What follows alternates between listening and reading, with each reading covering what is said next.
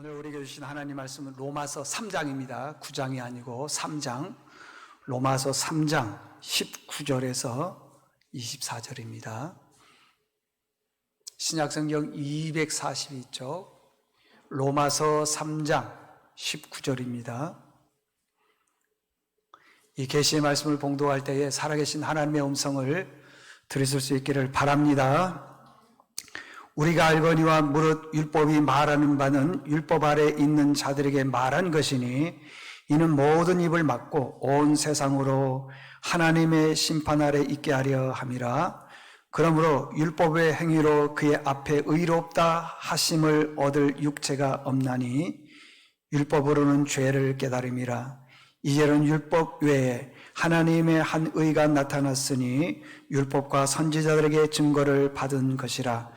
곧 예수 그리스도를 믿음으로 말미암아 모든 믿는 자에게 미치는 하나님의 의니 차별이 없느니라. 모든 사람이 죄를 범하였음에 하나님의 영광에 이르지 못하더니 그리스도 예수 안에 있는 속량으로 말미암아 하나님의 은혜로 값없이 의롭다 하심을 얻은 자 되었느니라. 아멘. 할렐루야. 참 2020년 마지막 예배인데 너무 우울하죠. 오늘은 은혜 아니면 살아갈 수 없는 인생이라는 제목으로 말씀을 전할 때 우리 힘을 얻기를 바랍니다. 여러분 2020년 우리가 시작할 때에 어떤 마음으로 시작했어요? 이게 굉장할 것처럼 생각했지 않았습니까? 2020년을 2020이라고 그래서 쌍10년 이랬습니다. 이 쌍10년은 101년 만에 한 번씩 옵니다. 1919년 1919년 다음에 2021년이 101년 만에 왔고요. 2121년이 또 101년 만에 한 번 옵니다. 21. 그래 우리가 이제 2020년 쌍10년이 된다. 그러니까 이게 길조라 생각을 해서 굉장히 부푼 가슴을 가지고 2020년을 시작을 했습니다. 분명히 좋은 일이 있을 거다. 여러분 좋은 일 있습니까? 이런 일들이 있을 거라고 생각했습니까? 우리 인생은요, 우리가 생각대로 되는 게 아닙니다. 우리가 2020년을 지내면서 올해 한 해를 지내면서 깨닫는 게 하나가 있는데 인생은 내 마음대로 안 된다는 거예요. 전도서 7장 13절에 보게 되면은 이런 말씀이 있습니다. 하나님께서 행하신 일을 보라. 하나님께서 뭐하게 하시면? 굳게 하시면, 이게 굳게 하시면 누가 등이 곧게 이렇게 쫙 펴겠느냐.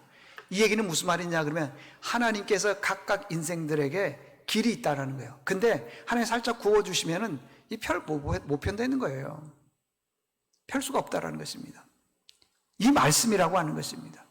그래서 우리의 인생의 길에 굽은 길이 언제일지 모르는 거예요. 어떤 분들은 2020년이고요. 또 어떤 분들은 2021년이 될 수도 있습니다. 몰라요. 근데 그걸 하나님이 하시는 일이라 그랬습니다.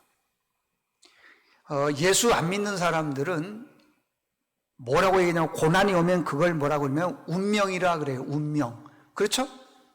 예수 안 믿는 사람들은 고난이 오면 운명 그렇게 말합니다. 이 운명을 사전에서 찾아보게 되면요, 사람을 지배하는 어떤 필연적이고 초월적인 힘이 운명이래요. 우리 힘을 우리 인생을 지배하는 힘이 있어요. 그게 초월적이고 필연적인 거라는 것입니다. 그게 운명이라고 하는 겁니다. 그래서 그 힘으로 생기는 게 뭐냐 그러면은 길흉화복, 그 힘으로 생기는 게요. 좋은 일도 있고 어려운 일도 있고 이렇다라는 것입니다. 그 근거를 얘기하는데 그게 이제 사주팔자에서 나온다는 거예요. 사주팔자는 8가지 글과 4가지 기둥. 주자가 기둥주자예요. 4가지 기둥을 지금 말해주고 있습니다. 사주팔자에서 음향오행설이 나오는, 음향오행설이 뭐냐면은 당신 몇 년, 몇 월, 며칠, 몇 시에 태어났습니까? 이게 사주팔자 얘기예요. 그래서 사람들은요, 이 사주팔자를 굉장히 이게 중요하게 생각을 한다고 하는 겁니다. 조선시대 때 세조가 이 사주팔자에 대해서 굉장히 관심이 많았습니다. 그래서 신하 중에 아주 문장가가 있었어요. 명문가가 있었는데 이 사람이 서거정인데에게 물었습니다. 너 사주팔자를 연구해서 발표하라. 그래서 이제 이 서거정이라는 사람이 많은 사람들과 함께 사주팔자를 연구를 했습니다. 사주팔자 연구하는데 바탕이 뭐냐 그러면은 사주팔자고 12간지 12개의 띠 있죠. 뭐 그런 거 있지 않습니까? 뭐 12가지의 띠. 그걸 지금 말해주고 있다고. 자축이며 진수, 그거 있잖아요? 그거 말해주고 있어요. 그걸 가지고 이제 사주팔자하고 12간지하고 두 가지를 쭉 연구를 해봤더니 사람에게는 총 51만 8,400가지의 수가 있더래요. 51만 8,400가지의 수가 있어요. 근데 그때 당시 조선에요, 인구가 몇 명이냐면 1,500만 명이었어요. 그러니까 지금 그 사주팔자가 같은 사람이 몇 명이나 되냐 그러면 29명. 29명. 사주팔자가 똑같은 사람이. 지금 우리나라가 5천만 명 정도 되니까 사주팔자가요, 똑같은 사람이, 나하고 사주팔자가 똑같은 사람이 100명 정도 됩니다. 100명. 이 사주팔자라는 게 뭐겠어요? 내가 살아가는 그 모든 것이 사주팔자가 똑같은 사람은 틀려야 돼요? 같아야 돼요? 같다는 거 아니겠습니까? 같다는 거. 이게 사주팔자예요. 그러니까 이게 사주팔자가 이게 좀 이상하다는 거죠. 응? 그 성종이라고 하는 임금이 사주팔자에 대해서 굉장한 관심이 있었습니다. 그래서 나하고 사주팔자 같은 사람이 누군가 봤더니 성 안에 과부가 있었어요. 그래서 그 과부를 불러가지고 물었습니다. 내가 세자로 책봉되었을 때 당신은 뭐 했습니까? 라고 봤더니 어머니가 돌아가셨어요. 내가 왕으로 등극할 때 당신은 뭐 했습니까? 했더니 남편이 세상을 떠났어요. 내가 경사스러운 일이 있었을 때 당신은 뭐 했냐고 했더니 동네 다니면서 빌어먹었어요. 그러니까 사주팔자가 똑같은데 이게 살아가는 인생이 다 다르더라는 겁니다. 그래서 성종임금이 이렇게 했어요. 천하에 못 믿을 게 사주팔자라고 그랬어요. 근데 지금 그렇습니까? 홍대 앞에 가보십시오. 대학로 가보십시오. 젊은이들이 다 사주팔자 보고 있어요. 너무너무 젊은이들이 참 안타까운 일이죠. 사주팔자, 그래서 그 사주팔자를 고치려고요, 점도 치고요, 굿도 하고 그러는 경우도 있습니다. 그런다고 해서 사주팔자가 바뀝니까? 굿해서 점을 쳐서 사주팔자가 바뀐다면 뭐 하려고 교회 다닙니까? 전도서 7장 13절 보십시오. 하나님께서 행하시는 일을 보라. 여호와께서 이렇게 굽게 하시면 곱게 할 사람이 누가 있겠냐? 없다는 거예요. 이 얘기는 무슨 말이냐 그러면 인생은 내 마음대로 안 된다는 겁니다. 아무리 내가 힘쓰고 했어도요, 안 됩니다. 그래서 운명을 바꾸려고 점도 쳐봅니다. 운명을 바꾸려고 굿도 해봅니다. 못 하겠습니다. 안 됩니다. 안 돼요. 절대 되질 않습니다. 그 초대교회 때는요, 구원을 어떻게 받느냐 그러면은 율법을 통해서 구원을 받는다 이렇게 생각을 하고 있습니다. 율법. 율법을 지키면 구원을 받는다 했습니다. 왜냐하면 율법은 법이니까 죄를 깨닫게 해주잖아요. 이런 게 있지 않습니까, 여러분들? 예를 들어서 교통법규 중에 중앙선을 넘어가게 되면은, 침범하게 되면은 과태료가 9만 원이고, 그 다음에 뭐 벌점이 30점이고, 그 목록에다가, 법에다가 명시해 놨어요. 그러면 그걸 안다고 해서 내가 이제 알았습니다. 중앙선 침범하면 다 해결이 됩니까? 벌점도 안 받고 과태료도 안 내고 그렇습니까? 아니잖아요. 아니지 않습니까? 다 지킨다고 해서 그게 되는 게 아니라는 겁니다. 그 율법을 토라라 그러는데, 율법은 하라가 248개고 하지 말라가 1년 360 며칠이에요? 5일. 365개입니다. 하라. 예를 들어 안식일을 기억하여 그날을 거룩하게 지키라. 부모를 공경하라. 이런 것들은 하라. 하지 말라는 것은 도둑질하지 말라. 그 다음에 거짓말하지 말라. 싸우지 말라. 하지 말라. 이런 것들이 있어요. 그래서 이 두 가지를 합치면은 613가지예요. 그래서 613 미츠보트 그렇게도 말합니다. 613가지를 다 지켜야만이 당신들은 뭐하냐? 구원받는다고 생각을 했습니다. 특별히 사울 같은 경우에 그렇습니다. 그런데 그 다 지킨다고 되냐고요? 아닙니다. 율법이 뭔지 정확히 가르쳐 드리겠습니다. 자, 20절 한번 보십시오. 20절. 19절 먼저 볼까요? 19절, 그러니까 우리가 안다 그랬어요. 알거니와 무릇 율법이 말하는 바는 율법 아래에 있는 자들에게 말한다. 그러니까 율법이 말하는 것은 율법을 지키는 사람들에게 말한다. 그런 말입니다. 그 다음에 뭐라고 얘기를 했냐 그러면은 20절에 보니까 율법의 행위로 그의 앞에 의롭다 하심을 얻을 육체가 없다 그랬어요. 그러니까 율법을 다 지킨다고 해서 그 말입니다. 율법을 다 지킨다고 해서 의롭다, 구원받은 사람이 되느냐? 아니라는 것입니다. 그 다음 말씀 보니까 율법으로는 뭘 깨닫는다는 거예요? 죄.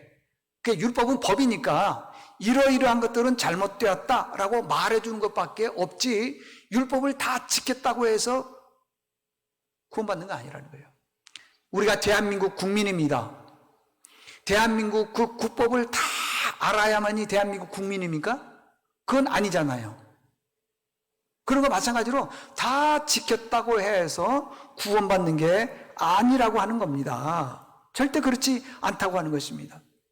그래서 이 율법을 이 초대교회에 있는 사람들은 지키기 시작을 하는 거예요. 거기에만 구원이 있다 그랬습니다. 그런데 우리 기독교가 말이에요. 초대교회 때 율법을 다 안 지켜도 됩니다.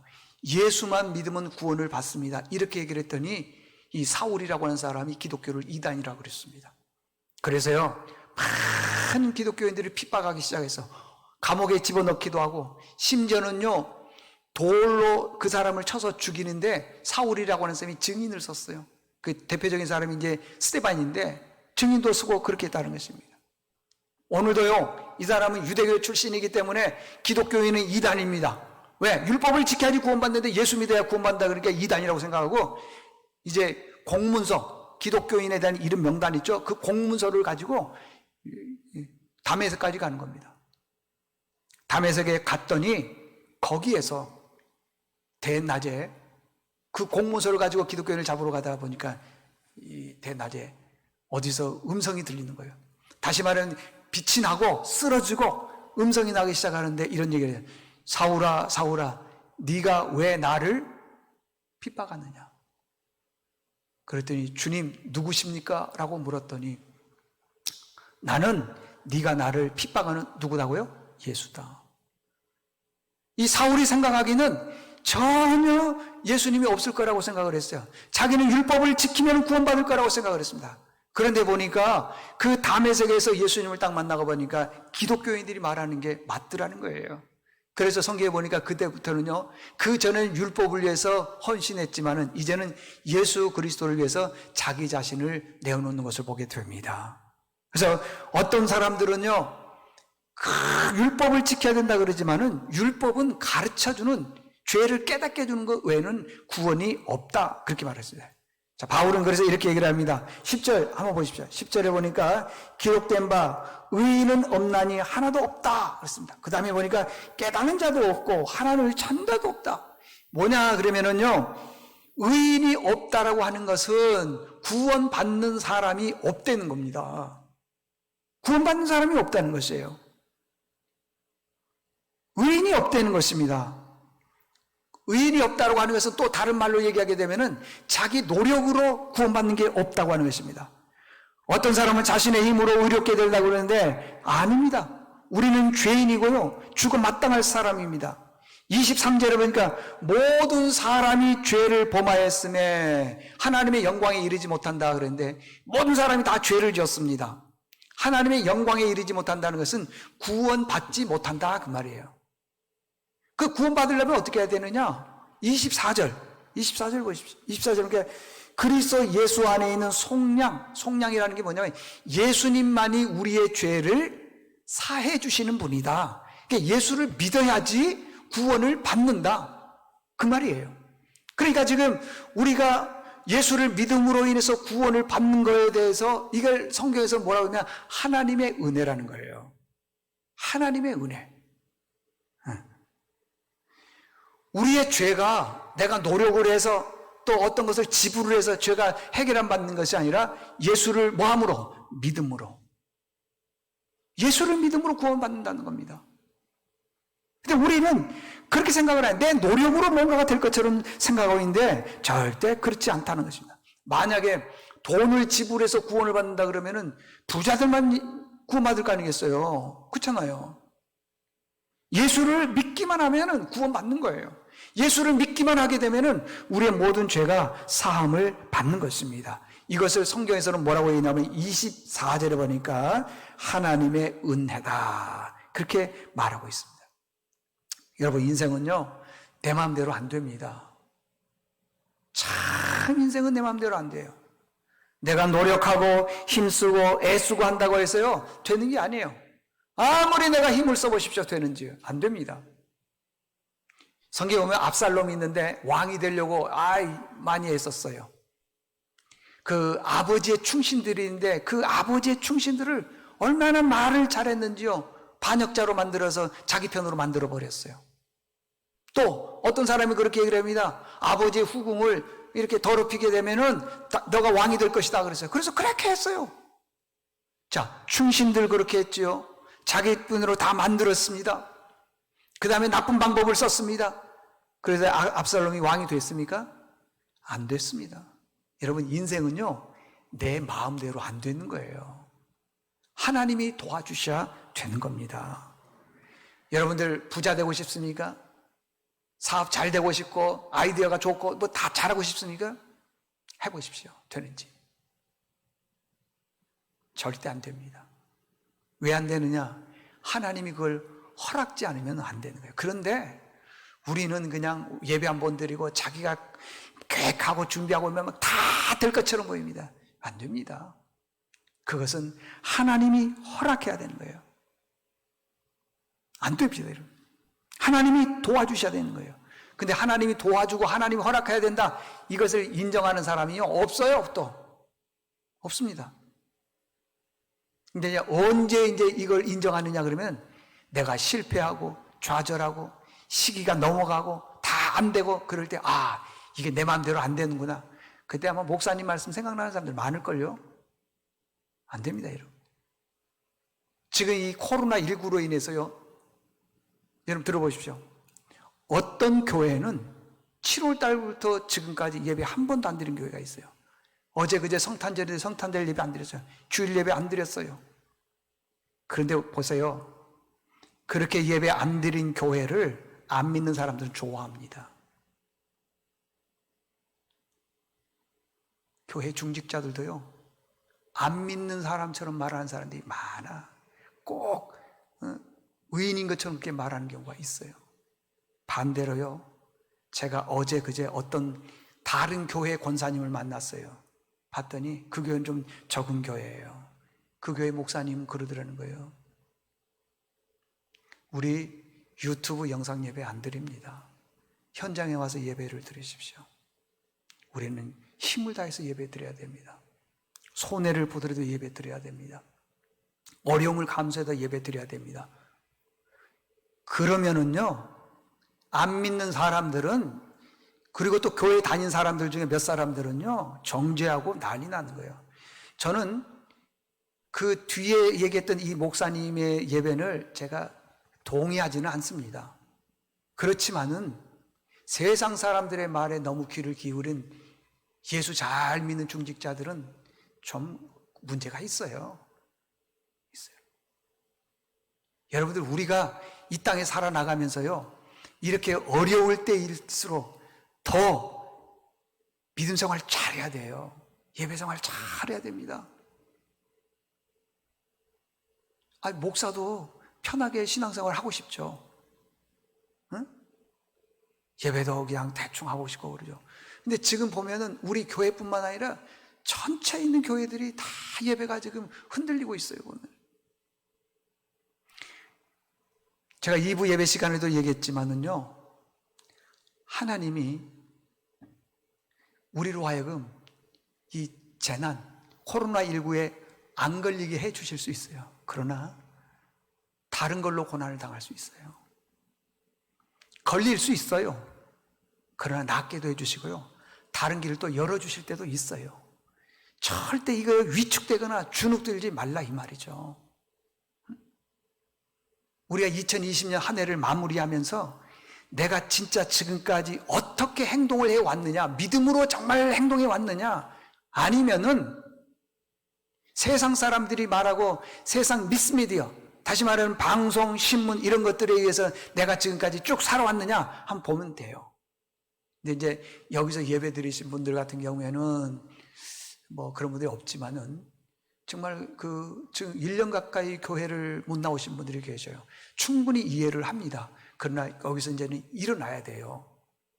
일어나야 됩니다. 모든 여건이 다 완벽하게 갖추어진 다음에 교회에 나온다는 것은 환난과 핍박 중에도 성도는 신앙 지켰네, 이 말에 우리가 동의를 못 하잖아요. 한 가지 얘기만 하고 마치겠습니다. 세계 제2차 대전이 독일 히틀러에 의해서 일어났습니다. 우리는 그렇게 생각을 합니다. 히틀러가 세계 제2차 대전을 일으켰다고 생각을 하는 거예요. 그러나 그렇지 않습니다. 히틀러 뒤에는요, 히틀러의 정신을 움직이고 있는 이인자 괴벨스라고 하는 사람이 있었습니다. 이 괴벨스는 어떤 사람이냐 하면은 히틀러의 1% 정신과 자기 99%의 사상을 가지고 뭘 만들었냐면 나치즘을 만든 거예요. 나치즘이 뭐냐 그러면은 반민주주의, 반민족주의. 그러니까 민주주의, 민족주의란 말이 뭐냐 그러면은 다 민주주의가 돼야 되는데 히틀러를 위해서 민주주의가 돼야 된다는 거예요. 반민족주의란 말이 무슨 말이냐면은 독일 외에는 다 반민족이라는 거예요.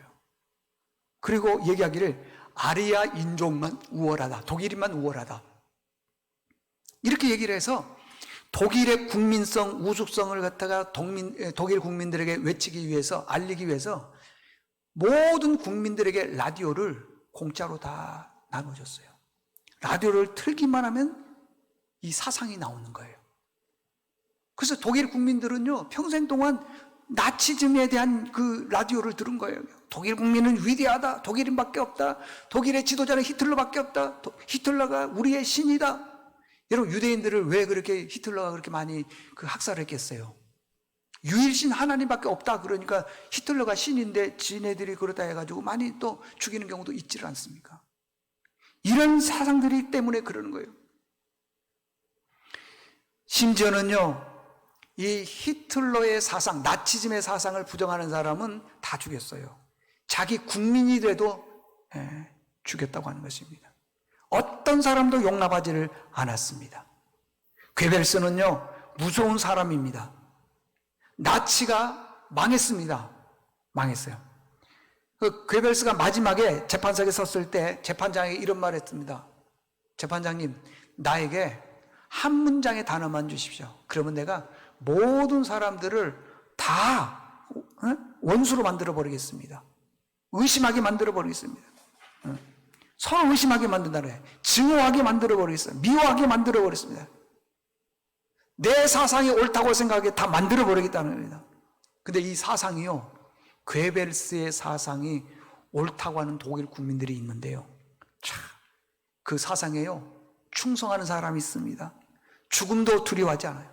제가 한 4일 전에 독일 2차 세계대전에 대해서 TV에서 나오는 걸 봤더니 그 한 사람이 나와서 뭐라면 나치즘의 사상에 대해서 자기는 목숨을 바칠 수도 있다. 심지어는 이런 말도 했습니다. 뭐라고 얘기를 했냐면은 괴벨스 사상을 통해서 힘을 얻고 용기를 얻고 목숨도 두려워하지 않고 삶의 가치를 찾는다. 그래요. 여러분, 괴벨스는 드러나지 않는 이인자 신이나 다름없습니다. 이렇게 자기만을 위해 살아왔던 이 사람이 나중에 죽어요. 어떻게 죽느냐? 도망을 가다가 한 동굴 안으로 들어가서 더 이상 도망갈 수 없어서 적군에게 죽느니 우리가 차라리 죽자 해서 히틀러가 자녀를 많이 낳는 걸 좋아했답니다. 그래서 이 괴벨스도 자식을 6명이나 낳았어요. 14살, 12살, 10살, 8살, 6살, 4살.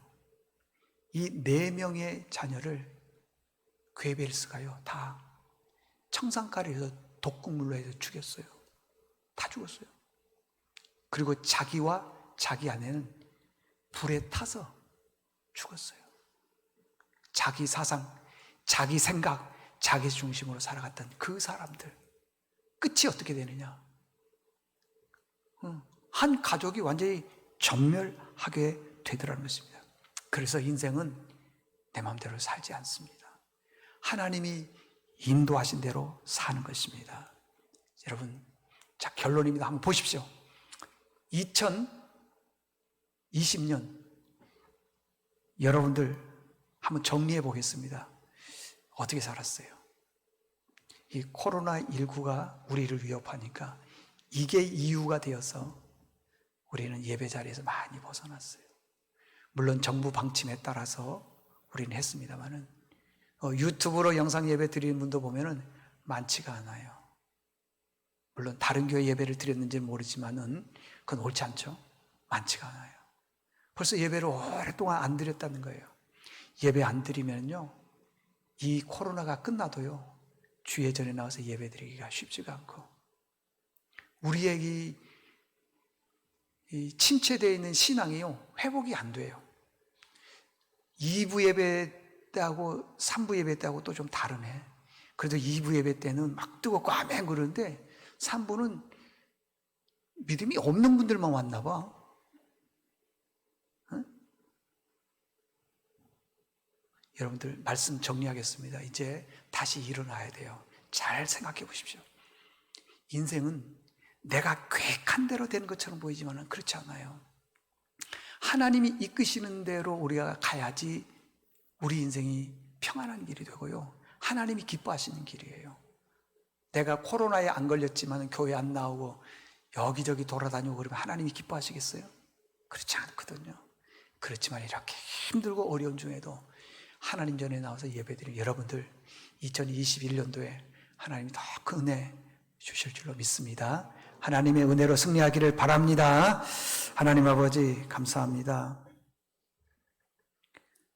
우리에게 새해를 주시고 열심히 믿음 생활할 수 있도록 은혜 주셨는데 벌써 한 해가 다 지나가고 마지막 예배를 드렸습니다.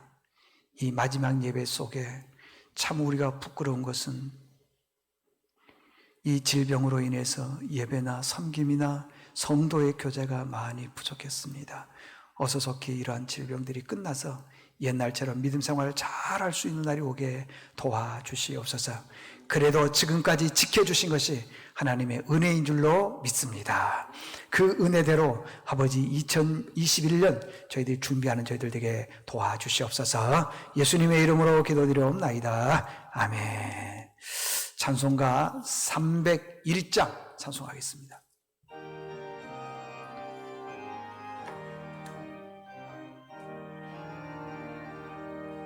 지금까지 지내온 것 주의 크신 은혜라, 한이 없는 주의 사랑 어찌로 말하랴.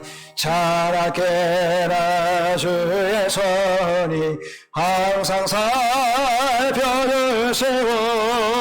모든 일을 주 안에서 형통하게 하시네. 몸도 맘도 연약하나 세임받아 살았네. 물붓듯이 부시는 주의 은혜 족하다. 사랑 없는 거리에나 험한 산길을 들 주의 손을 깨달아 하고 찬송하며 가리라. 주님 다시 배울 날이 날로 다가와 무거운 짐 주께 맡겨 벗을 날도 멀지 않네. 나를 예비하신 고향 집에 돌아가 아버지의 품 안에서 영원토록 살리라. 하나님 앞에 드릴 예물 우리 손에 쥐고 기도하겠습니다. 하나님 아버지, 하늘을 마감하면서 마지막 예배 드리며 우리 손 안에 하나님께 드릴 귀한 예물이 있습니다. 세상 살면서 이 재정의 문제 때문에 힘쓰고 애쓸 때가 많이 있습니다. 그런데 어찌 그게 내 마음대로 되었습니까? 하나님의 은혜가 아니면 안 되는 것을 다시 한번 깨닫는 시간 되게 도와주시옵소서. 아무리 이런 말씀을 전해도 들으려고 하지 않습니다.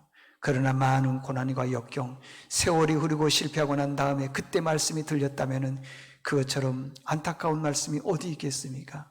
함께 드리는 이 기도가 우리의 아버지 안에 믿음을 일으키는 아버지의 축복의 기도가 되게 도와주시옵소서. 귀한 예물을 바칩니다. 하나님 앞에 섰을 때 잘했다 칭찬받는 예물 되게 도와주시옵소서. 이 예물이 교회를 위하게 도와주시고 선교와 구제가 되게 도와주시고 하나님께 영광이 되는 예물이 되게 도와주시옵소서. 이 예물을 축복합니다. 예수님의 이름으로 기도드리옵나이다. 아멘.